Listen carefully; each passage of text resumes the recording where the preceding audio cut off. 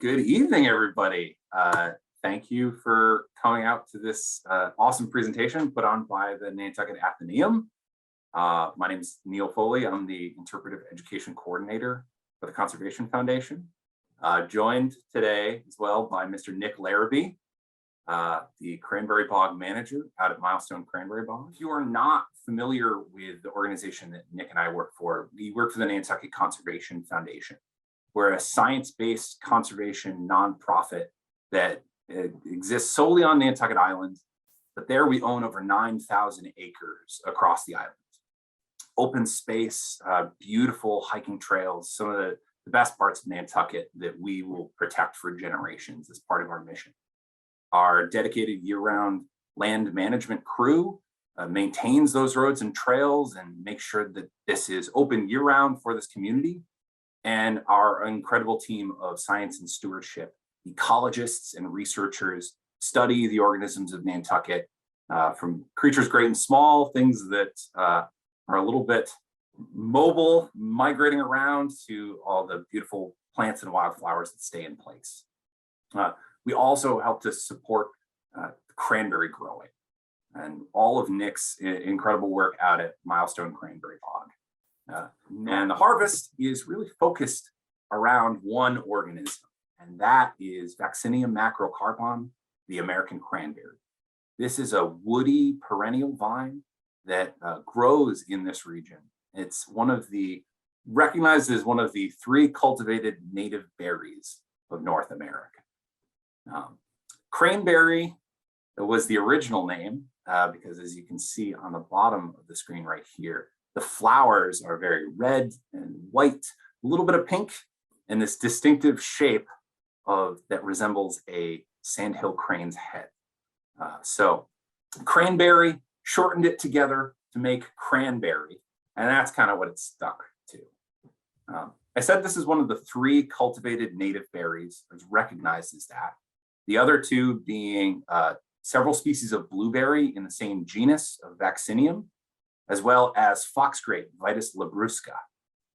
All 3 of these fit the traditional botanical definition of a berry, which is a fleshy fruit from 1 ovary on 1 flower.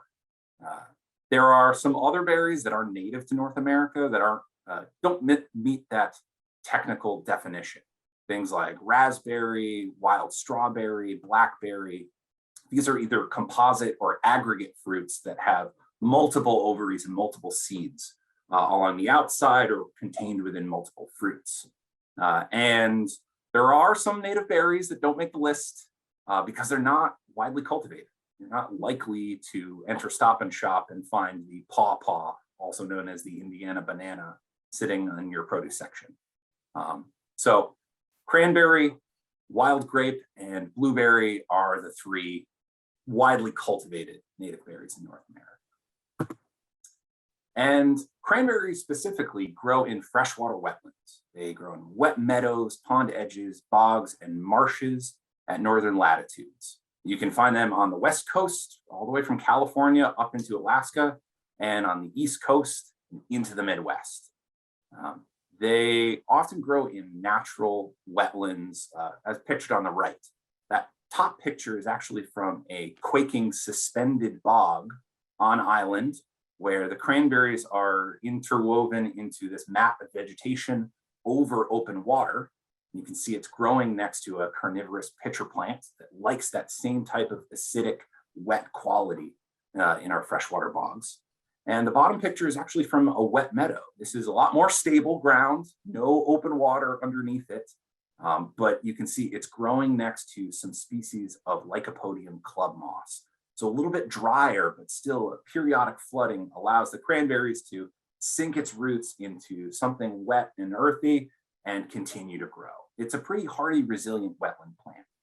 And what we classically define as a cranberry bog is a cultivated agricultural space. I'm going to save that for Nick because he's the professional to talk about what makes a cultivated bog and how you build one. But throughout this region, cranberries are pretty commonly found in freshwater wetlands.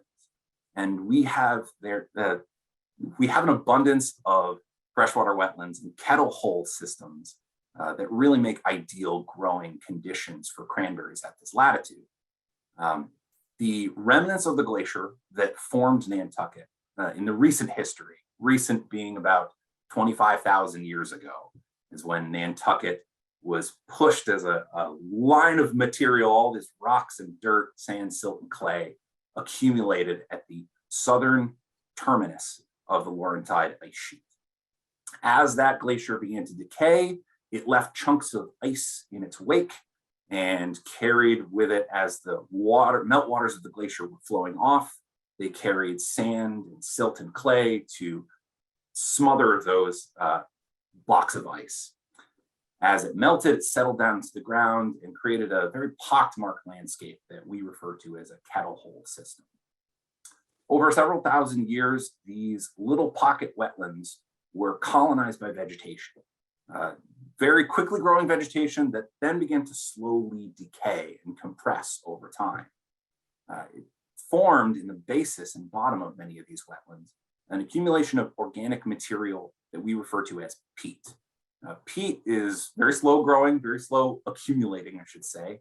It only accumulates at about the rate of 1 millimeter per year.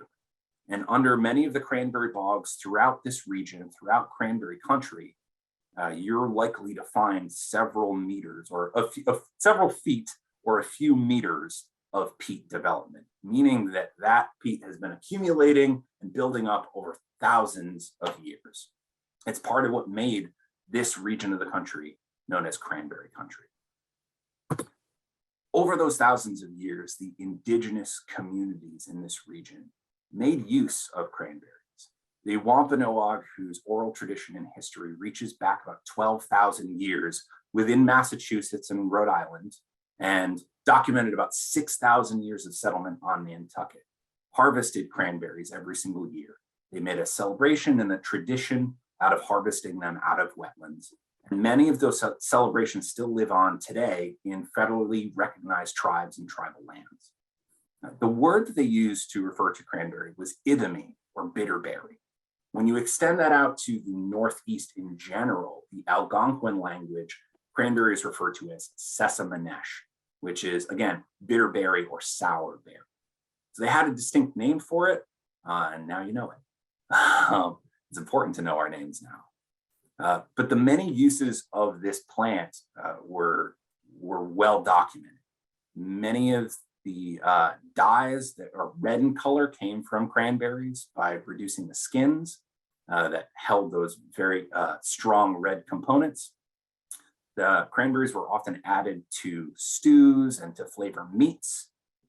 They packed cranberries and nuts with dried ground meat and animal fat into some very dense cakes called pemmican that was not very appetizing by modern palates, but an important survival food, particularly that kept throughout the winter. And traditional medicine as well made vast uses of cranberries. This plant is very high in vitamin C, particularly in the skins, and it was used by the Wampanoag throughout the winter to prevent illness, to reduce fever. It was brewed into a tea to treat urinary tract infections. And now today in modern medicine, we would say that cranberries are very high in vitamin C. They are very high in polyphenol chemicals, many of which have anti-adhesion capabilities. So they prevent bacteria from adhering to our internal membranes. And the seeds of cranberries are very rich in omega-3 fatty acids. So those fatty acids are not human produced, so we need to get them from the food that we eat.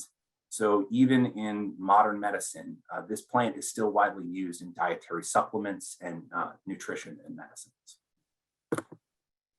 When the English arrived in the 1600s, they learned many of these uses from the Wampanoag people. They were kind enough to share the gifts and the accumulated knowledge that they had surviving in this landscape for thousands of years.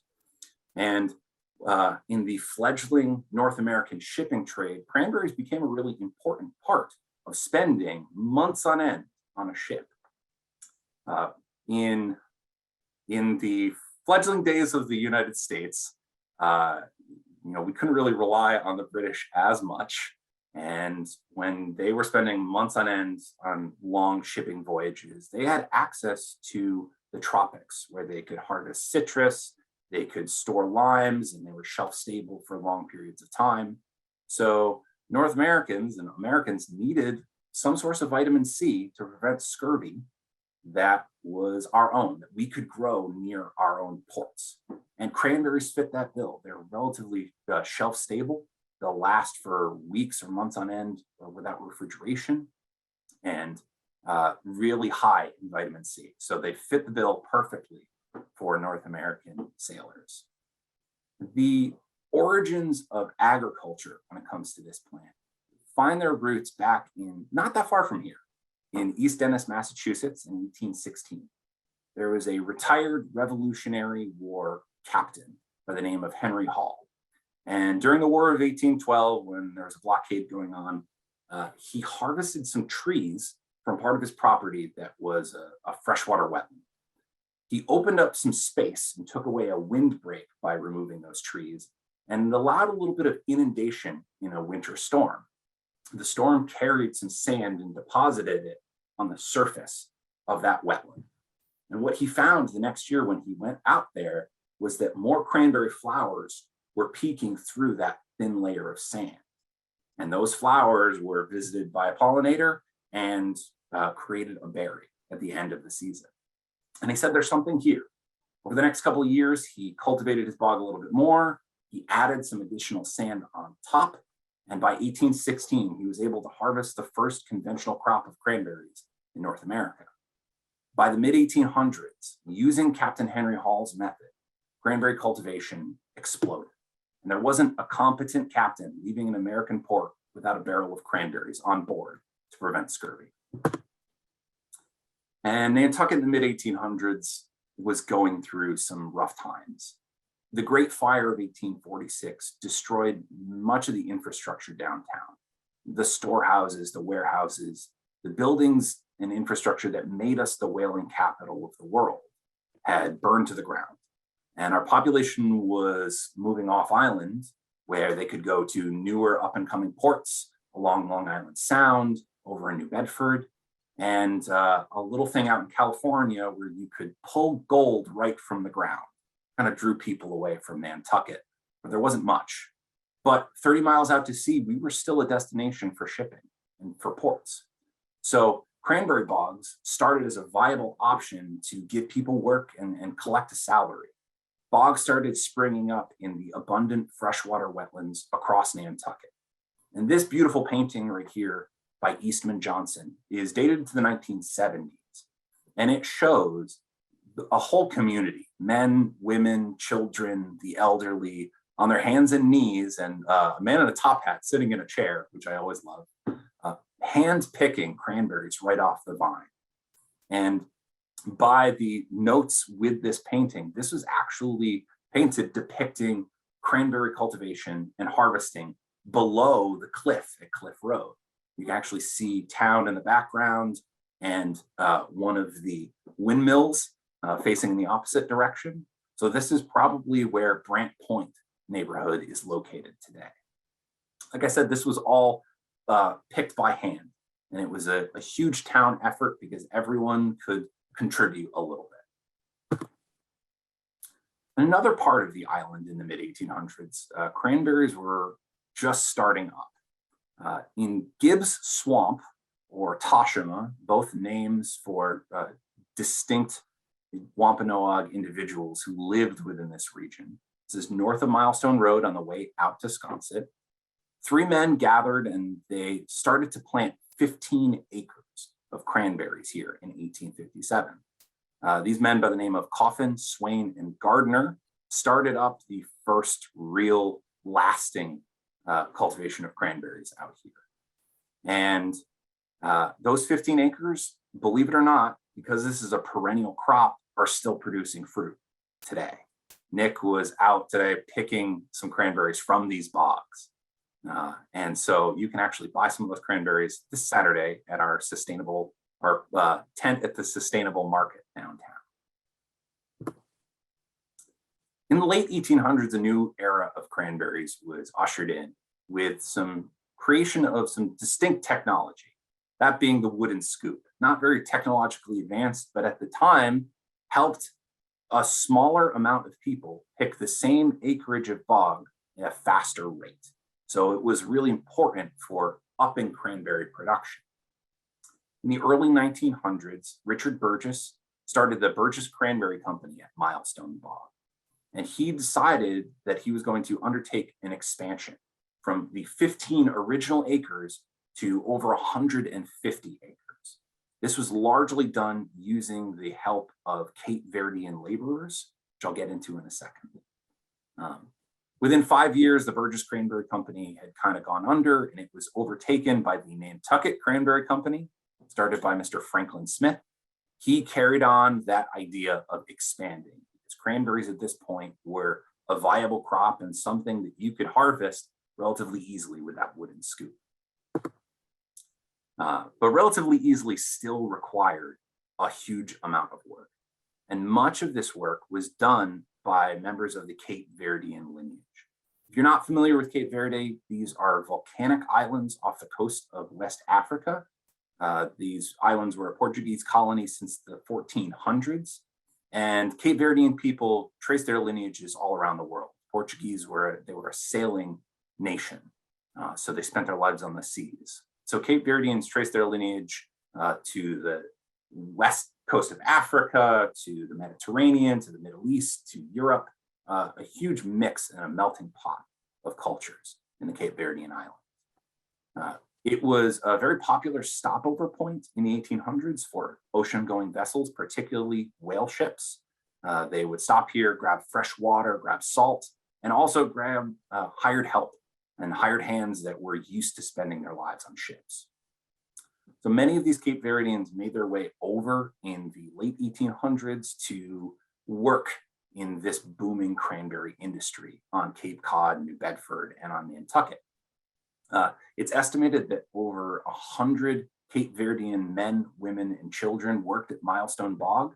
Yes, I said children. This is before child labor. You can see in that picture on the left, that is a child of probably about 7 or 8 with a wooden scoop in its hand, helping to harvest some of the cranberries off of the bog.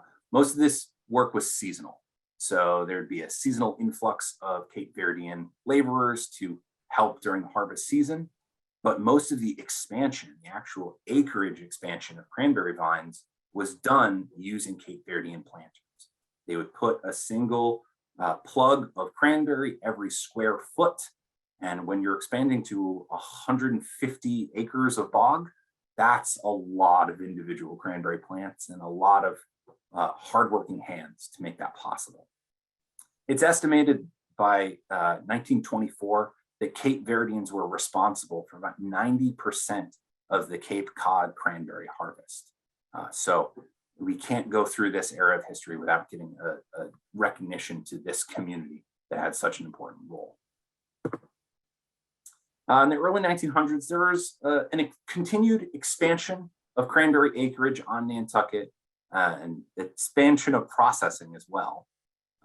But it took some turns, particularly in the Great Depression of the 1930s, where some of the cultivation was almost brought to a standstill.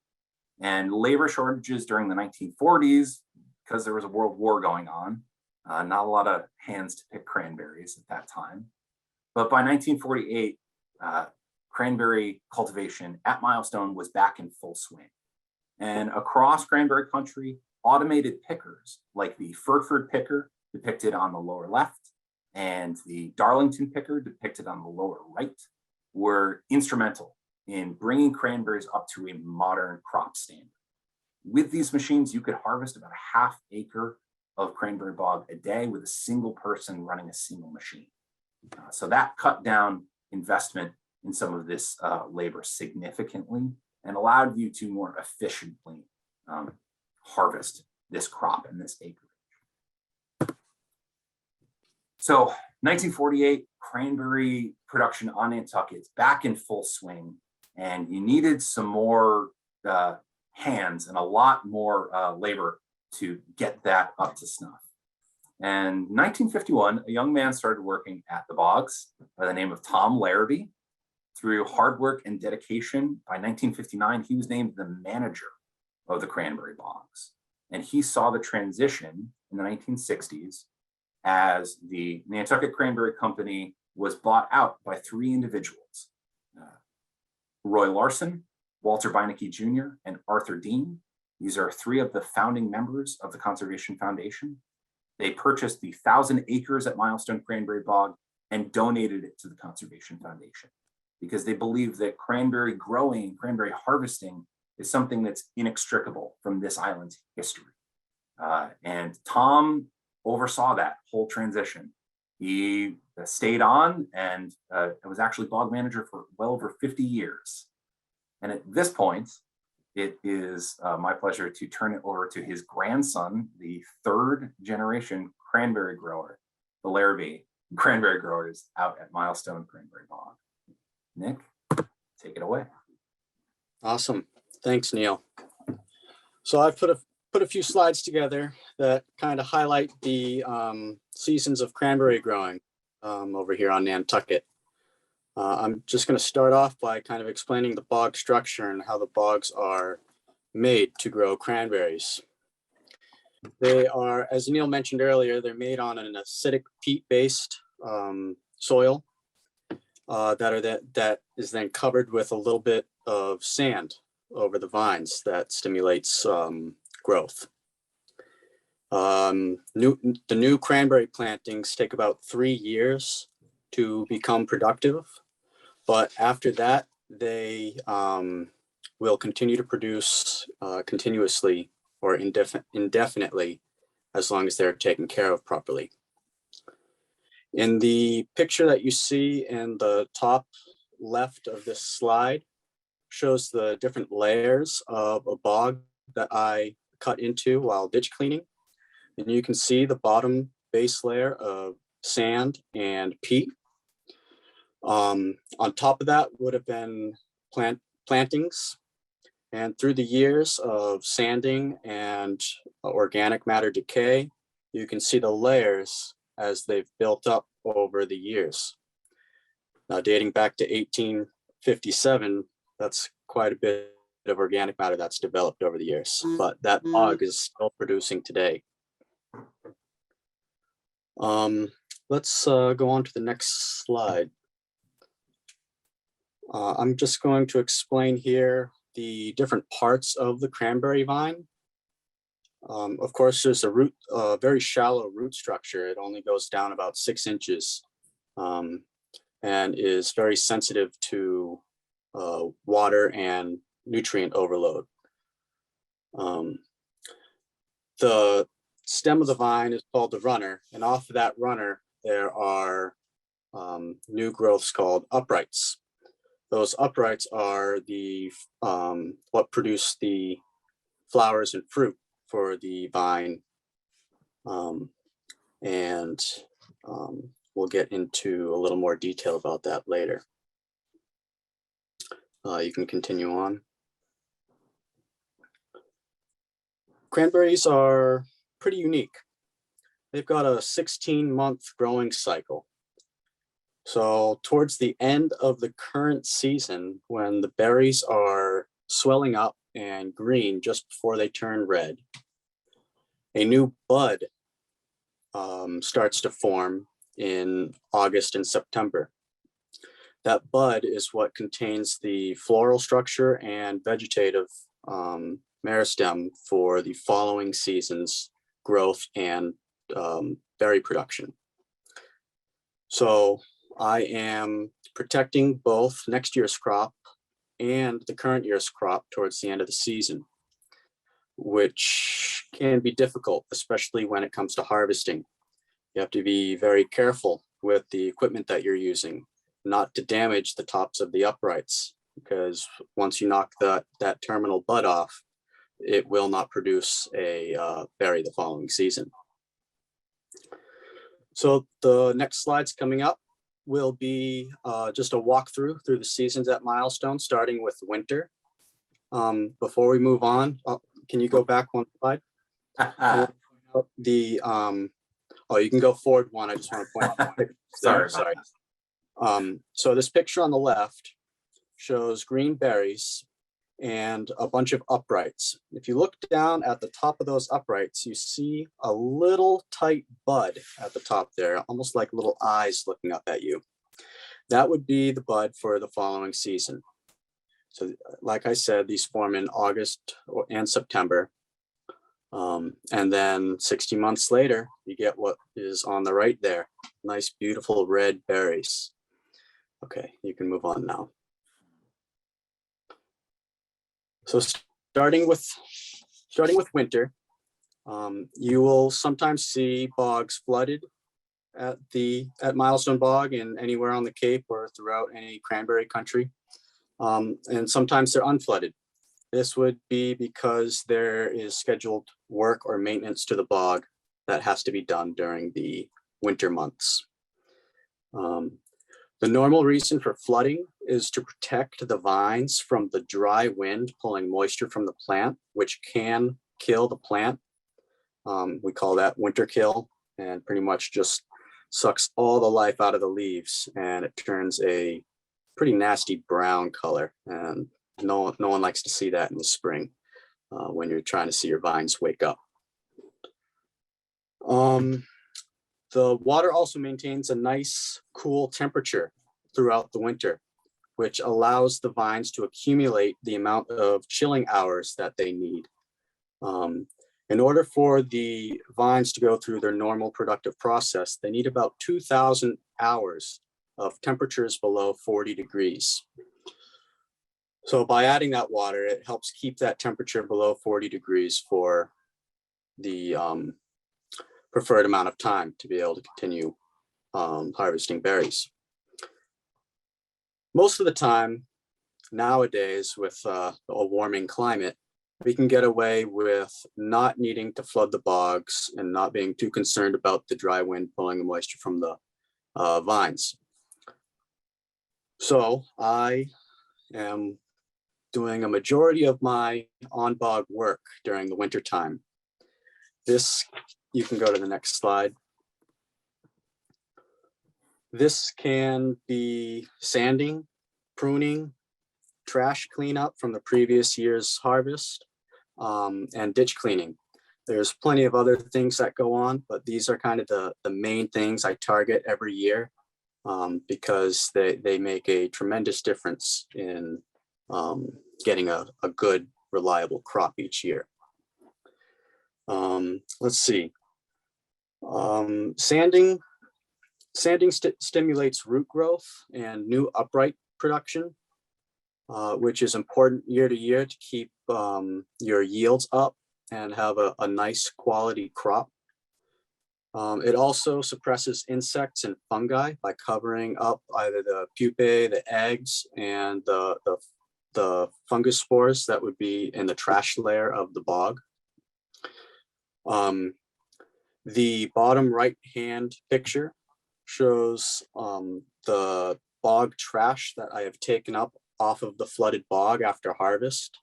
This consists of leaves and stems and sticks,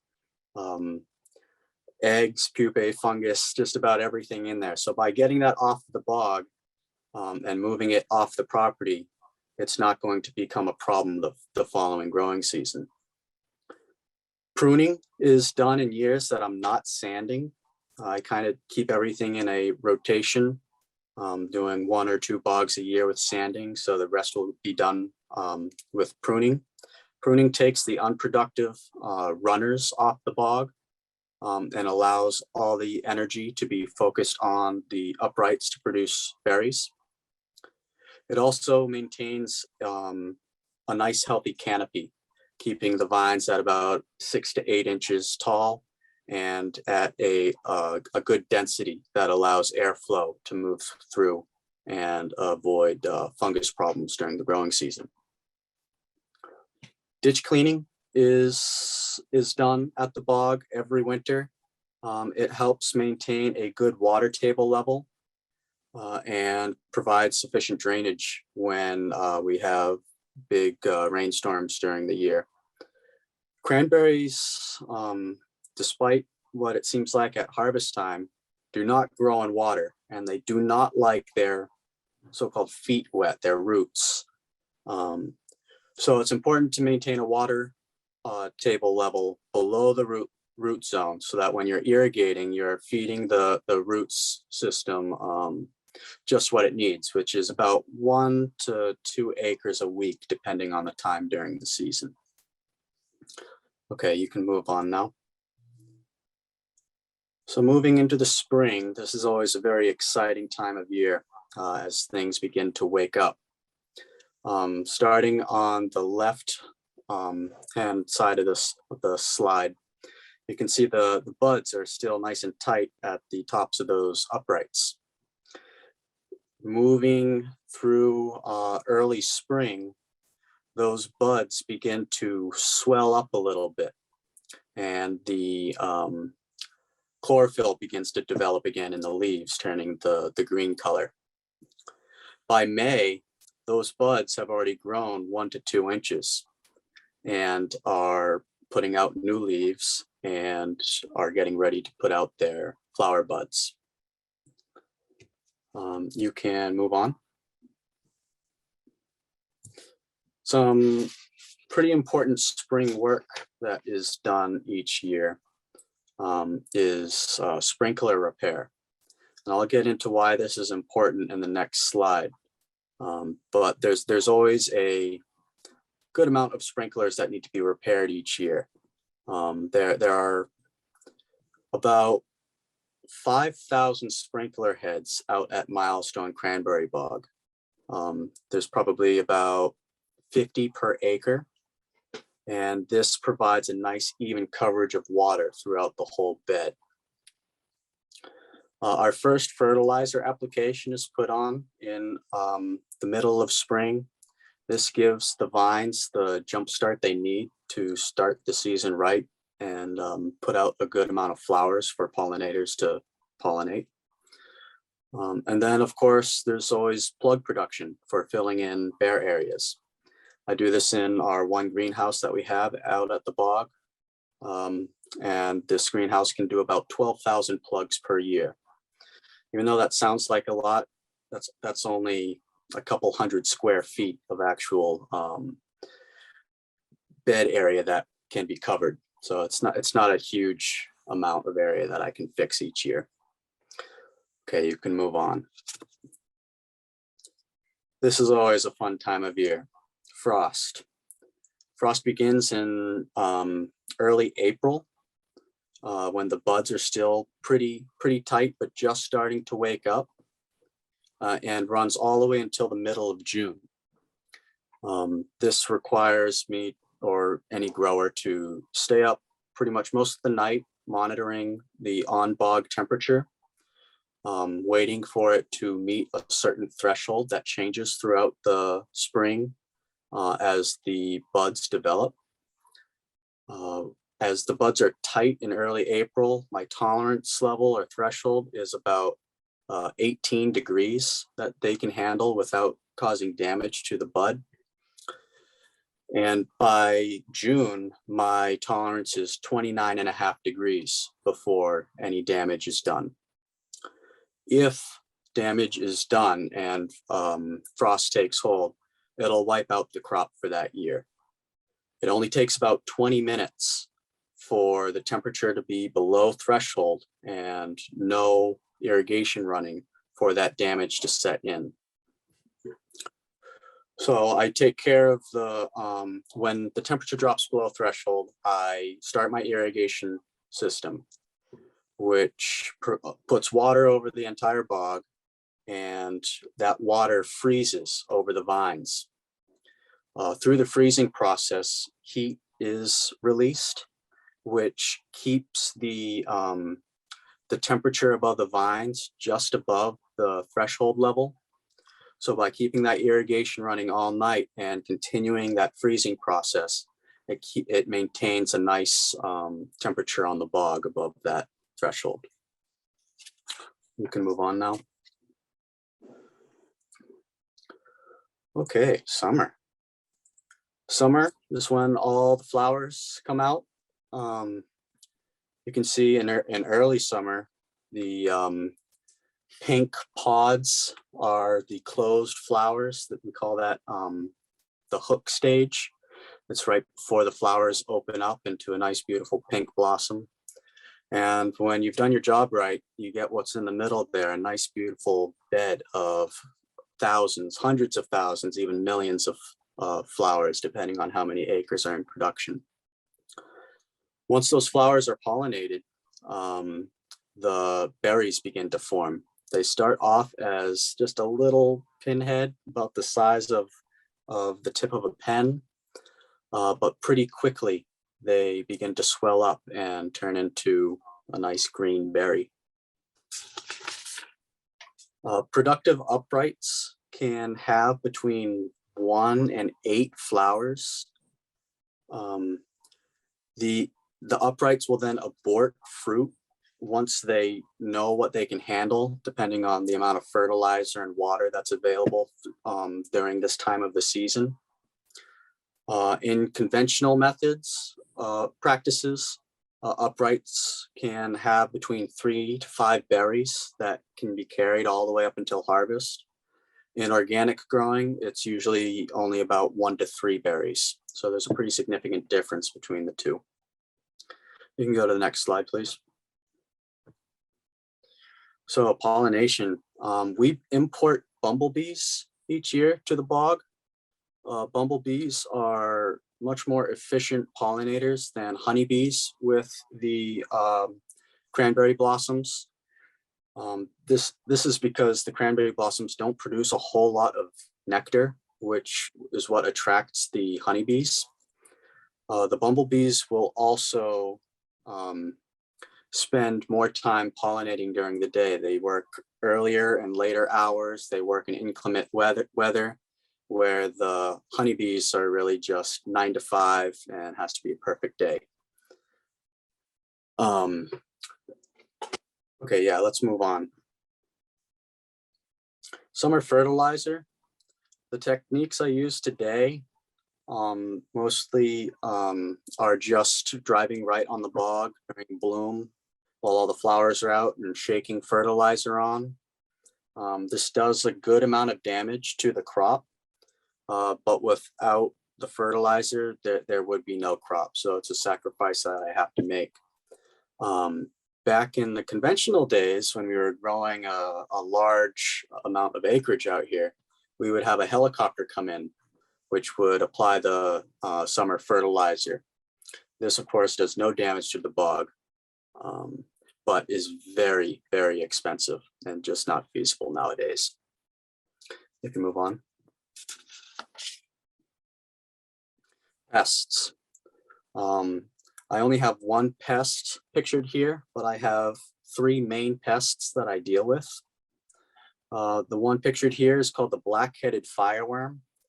There are 3 generations of this per year, and it can do pretty extensive damage and wipe out a crop very quickly.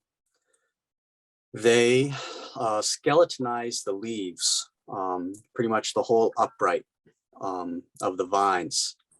And when you look at it from a distance, it looks as if the entire bog or area that they are attacking has been scorched, which is why they got the name fireworm, and of course their black head. My 2 other pests are cranberry fruitworm, which likes to burrow into the berry and is very hard to treat when you can't get them right after they hatch. And the third is called scale, which is a pretty nasty little insect that attaches itself to the stem and then covers itself with its excrement that hardens and protects itself from any insecticide that's applied. Okay, you can move on, move right into fall. Everyone's favorite time of year. So in early fall, the berries are still ripening. It's mostly just irrigating that's taking place, taking care of some weeds. Most of the pests are taken care of. And then trying to get to October when the berries are that nice, beautiful crimson red color and the seeds have developed a nice brown color, which tells me they are ripe and ready to pick. Can move on. I'll talk a little bit about the differences between the wet picking and dry picking. They are both very labor-intensive processes, but both have their own sets of benefits. Can move on. So wet picking. To start the process, growers flood the bogs just to about vine height, and then run this machine over the vines. The wheel in the front turns and hits the berries or knocks the berries off the vine. Because the berries have an air chamber inside the middle of them, it allows them to float. So it's a very efficient process for picking a large amount of berries in a short amount of time. You can go on to the next slide. Next would be to bring the water level up above the vine canopy so that we can go out with a boom and corral the berries up over where we have our pump and truck set up. Sometimes this is easy, sometimes it's very difficult. With our organic practices, there are lots of weeds mixed in, which makes it very difficult to pull the berries around. Back when we were conventional, there were very few weeds and it was just pure berries. So it was a lot of fun and just moving berries one after another right up into the truck. You can move on and I'll explain a little bit about the pump and the truck. So the berries are staged over the pump that is in the water. It sucks the berries up into this pump that has high pressure water jets at the top. Those jets push out any rotten berries and trash, which would be leaves, sticks, turtles, bugs. And then the rest of the pure berries will flow right into the truck. There are many different size trucks that growers use. We use these large Fontaine style trucks that held about 45,000 pounds a piece. In our best year, we took about 62 truckloads out of the bog on 165 acres, which was about 2.8 million pounds. It was a very exciting year that year. Okay, you can move on. So dry picking. So this is where we are today. Milestone no longer does any wet picking. We have downscaled pretty drastically, but our goal is to just supply the island with cranberries instead of dealing with the shipping costs that were pretty painful each year to deal with. We use the Darlington style pickers. Neil explained two of them earlier, one called the Furford, and this one's Darlington. The Darlington's a little bit older than the Furford, but they both work pretty well. This is about 60% efficient for taking berries off the bog, so it leaves a good amount behind. Neil also mentioned that it does about a 1/4 acre per day, so it's a very, very slow process. But the pro that you get out of picking this way is the berries will last without refrigeration a lot longer than the wet picked berries. These dry picked berries can last depending on variety, anywhere from 3 to 6 weeks without refrigeration, where the wet picked berries will last only days before they have to get processed and put in the refrigerator. So the Darlington machine works by a rotating head in the front that rakes the berries off of the vines and puts them onto a conveyor. That conveyor then carries them up and over the back of the machine into the box there. So it's a very simple design. It's all mechanical. So it's a very fun machine to watch work. Another fun machine is the sorting machines that we use to then get the good berries from the bad berries. There are two machines that I use after the berries are taken from the bog. One is called the blower. This is a large fan that the berries have to fall through.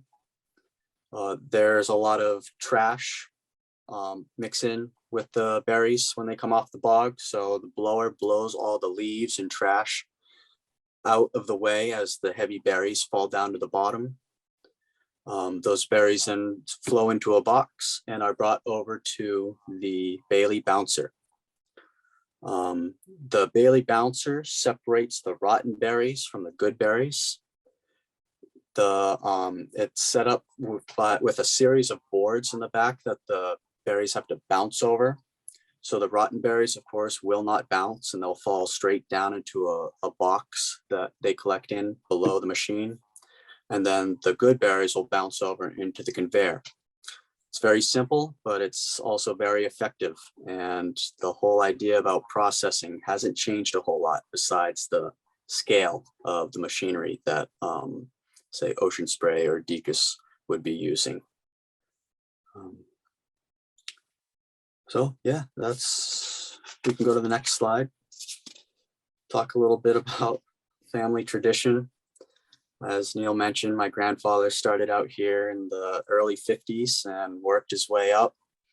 Went through many changes out at the bog, different acreages, different owners, different staff coming in, having to teach everyone all the time. In 2003, my grandfather called my dad up and said, "Would you be willing to come back home and help me grow some cranberries for the foundation?" And it was a deal my dad couldn't refuse, being able to bring his family back to the place he grew up on a property that he grew up loving. So he put about 15 years in with his dad, and then took over as manager for a few years before he retired. I graduated from college and came right back home to help my dad after my grandfather passed away in 2016. And then in 2020, I took over as manager when my dad stepped down. So overall, I mean, my family has over 70 years of crops under our belt out at Milestone Bog. So we've hopefully got a few more left in us as time goes on.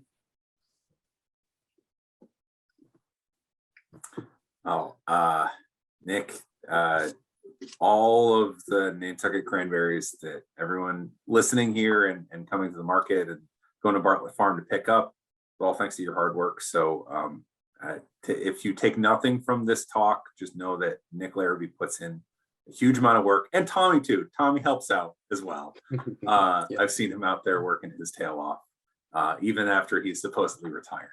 But he can't stay away. So thank the Larrabees for all their contribution to Nantucket cranberries.